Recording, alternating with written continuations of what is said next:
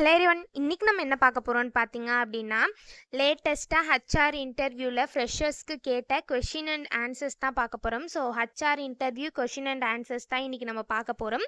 So part 1 வந்து நான் already post பண்ணிட்டேன். இது வந்து பார்ட் 2. ஸோ இதில் என்னென்ன கொஷின்ஸ் இருக்குன்னு பார்க்கலாம்.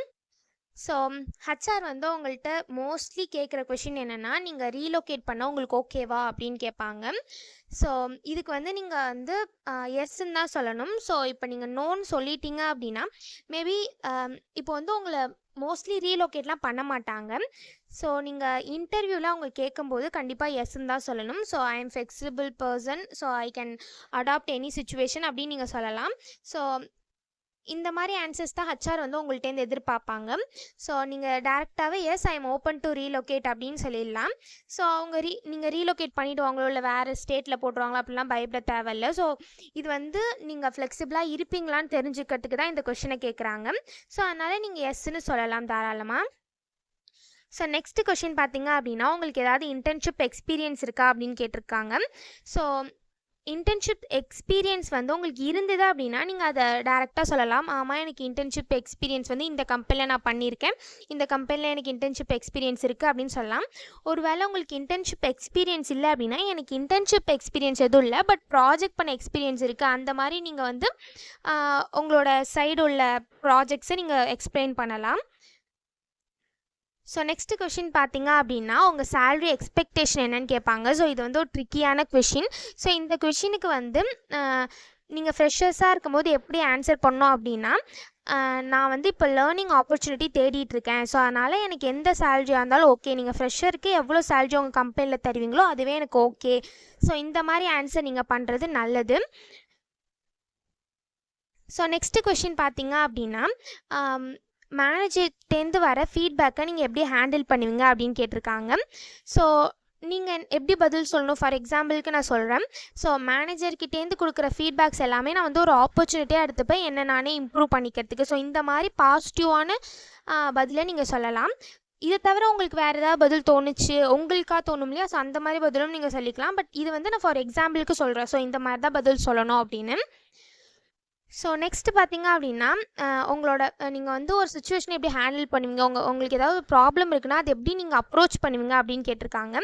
ஸோ அதுக்கு நீங்கள் எப்படி ஆன்சர் பண்ணலான்னா, ஃபஸ்ட்டு நான் அந்த ப்ராப்ளமை அனலைஸ் பண்ணுவேன், அதுக்கப்புறம் என் டீம் கூட டிஸ்கஸ் பண்ணி நான் அதை சால்வ் பண்ண ட்ரை பண்ணுவேன், நான் வந்து எல்லாரோட கன்சர்னையும் என்னன்னு கேட்டுப்பேன். அந்த மாதிரி நீங்கள் உங்களோட பாயிண்ட் ஆஃப் வியூலேருந்து நீங்கள் எப்படி ஒரு ப்ராப்ளத்தை அப்ரோச் பண்ணுவீங்கிறத இந்த இடத்துல நீங்கள் சொல்லலாம்.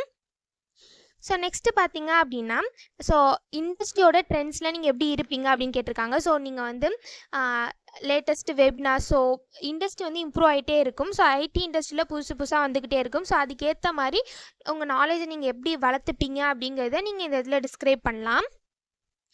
ஸோ நெக்ஸ்ட்டு பார்த்தீங்க அப்படின்னா, நீங்கள் எப்படி மல்டிபிள் டாஸ்க்கை வந்து ஹேண்டில் பண்ணுவீங்க அப்படின்னு கேட்டிருக்காங்க.